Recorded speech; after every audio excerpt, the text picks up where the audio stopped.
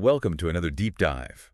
We're going to be talking about AI today. AI. But with a bit of a twist. Yeah. We're looking at some of the smaller players in the field and asking the question, could these be the companies that end up really shaking things up and maybe even taking on like the big dogs like NVIDIA and Microsoft? Yeah, that's a great question. So the companies we're focusing on today are IonQ and Rigetti Computing. Okay.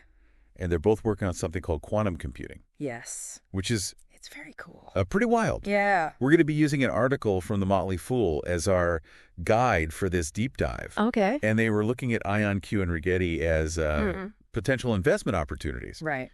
But we're going to go a little bit deeper than that. Yeah. Looking at, what makes these companies interesting. Absolutely. And really, what they're doing in the space. Yeah, well, I think before we get too far into the companies themselves, it might be helpful to just take a step back and explain what quantum computing is. Yeah, that's a good idea. For anybody who's... Because I think a lot of people hear that and they just kind of, their eyes glaze over. It can be very intimidating. Yeah. But it really doesn't have to be. Yeah. So at its most basic... Yeah. Quantum computing is about using the principles of quantum mechanics to do calculations in a completely different way than traditional computers. Okay. So think about it like this. Yeah. A regular computer bit is like a light switch. Okay. It's either on or off, 1 or 0. But a quantum bit, which we call a qubit, is more like a dimmer switch. It can be on-off or somewhere in between. Interesting. All at the same time. Okay. And that's one of the keys to quantum computing's power. Yeah. Because a qubit can be in multiple states simultaneously. Okay. It can explore many possibilities at once. Got it. Which means that quantum computers can tackle certain types of problems exponentially faster than traditional computers. But it's not just like making things a little bit faster. It's a completely different way. It's a fundamentally different approach. Yeah. Wow. To processing information. Okay. And for certain tasks like in AI, this difference is huge. Okay. I mean, we're talking about potentially revolutionizing things like drug discovery, material science, even our understanding of the universe. Okay, so this is big. It's big. This is really big. Yeah. But then the question is, if it's so powerful, why aren't we all using it right now? Well, there's some major challenges that need to be overcome. Like what? One of the biggest is the sheer sensitivity of these quantum systems. They need to be kept at incredibly low temperatures. We're talking colder than outer space. Wow. And they have to be shielded from even the tiniest interference. Jeez. This makes them very bulky and very expensive. Okay, so not something I'm going to have in my home office anytime soon. Not yet. Okay. And then there's also the issue of error rates. Oh, okay. Quantum computers are still quite prone to making mistakes.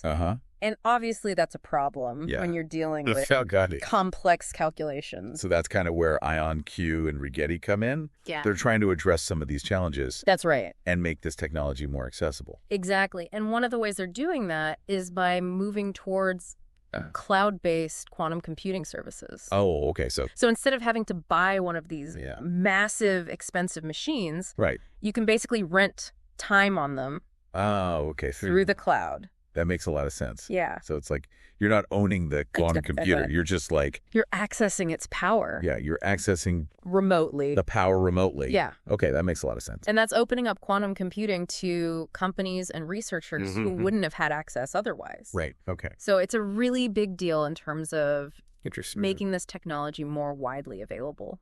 So let's talk about IonQ specifically. Sure.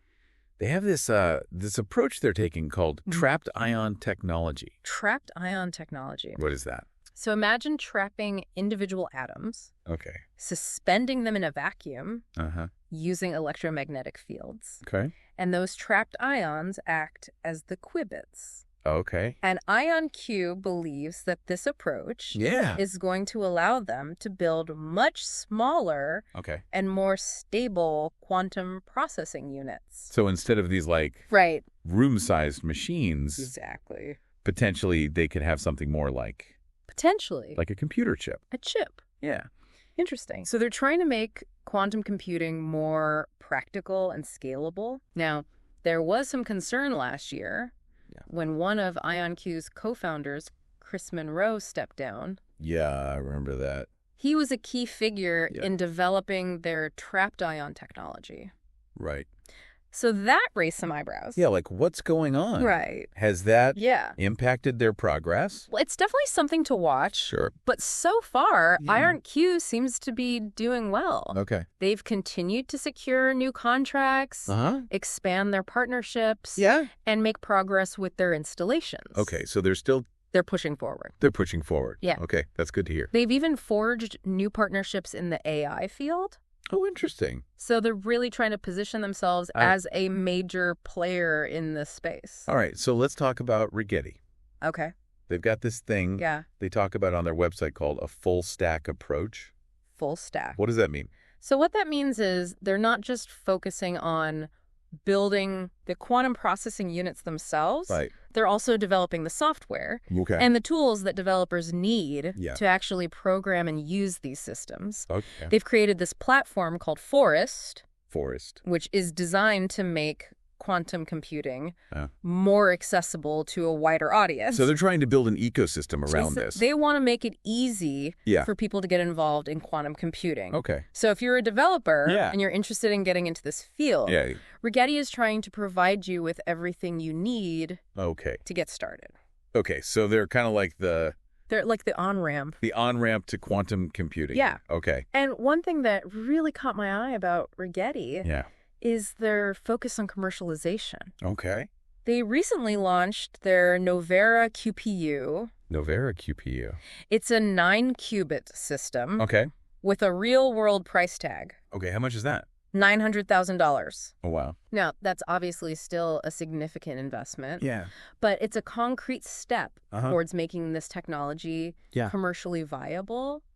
So it's getting closer. It's getting closer. To being something that people can actually use and afford. It's not just a research project anymore. Yeah, go ahead. And their Anka 3 system is another example of this. Anka 3. Yeah. This system boasts a 99% plus error detection rate. Oh, wow. Which is a big deal. Yeah. Remember we were talking about those error rates earlier? Right. Well, Rigetti is making strides in addressing that issue, making their systems more reliable. That's good. And they're also really focused on scalability. Which is crucial if they want to compete with the big players. I'm sensing a but coming. Well, like IonQ. Yeah. Rigetti also had a CEO change in 2022. Oh, really? So while they've had some impressive product launches since then, it's still worth considering how those leadership changes might impact their long-term strategy and stability. Okay, so we've got these two companies pushing the boundaries of quantum computing. Absolutely. They're both trying to make it more accessible. And they've both had some leadership changes. Right. But as the Motley Fool article pointed out, these are also potential investment opportunities. Right. So let's kind of shift gears a bit. Okay. And talk about that side of things. Sure. What are we looking at when we consider IonQ and Rigetti as investments? That's where things get a bit more complex. Okay. Both companies have missed their initial revenue targets. Which can be a red flag for investors. I mean, it makes sense though, right? Yeah, I mean, they're kind of... They're startups? Yeah, startups in a new industry. Brand new industry. Yeah.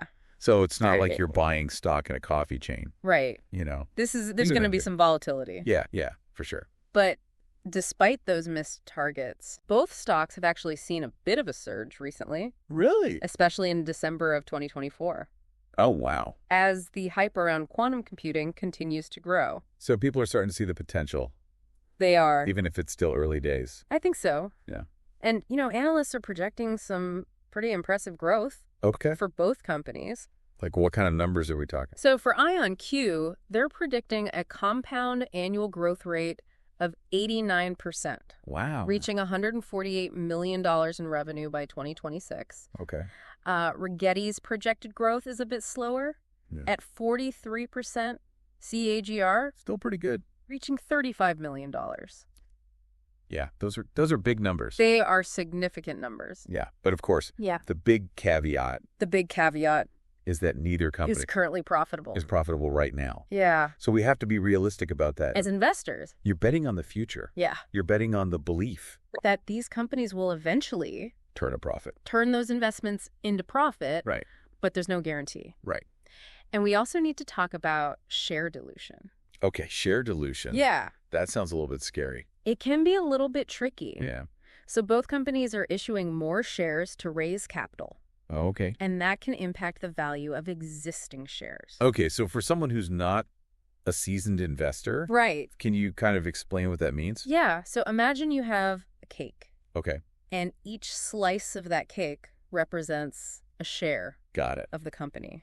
When a company issues more shares, it's like cutting the cake into more slices. Okay. Now, your individual slice might still be the same size, right? But it represents a smaller percentage of the overall cake. I see. So even if the company grows, right? If they're issuing more shares, exactly, my little piece might not actually be getting bigger. Exactly. It might not be growing as much as you would hope. Yeah. So it's a balancing act. Yeah. Companies need capital to grow. Right. But they also need to be mindful of how share dilution impacts their investors. Okay, so it sounds like investing in either of these companies is a bit of a gamble. It is a bit of a gamble. High risk, high reward. High risk, high reward, exactly. Right. These are high valuation stocks with a lot of speculation built in. Right. Essentially, you're betting on the future of the quantum computing market. Yeah. And that future is still unfolding. Okay, so let's get to the big question. Okay. The Motley Fool article we're looking at here. Yes. They actually make a recommendation. They do. So which company do they favor? They give the edge to IonQ. IonQ. Yeah. They cite its larger scale, faster growth, less aggressive share dilution, and slightly lower valuation. Compared to Rigetti? Compared to Rigetti. Okay, so IonQ is the winner. According to the Motley Fool? At least according to the Motley Fool. Yeah. But I'm guessing that doesn't mean everyone should rush out and buy IonQ stock.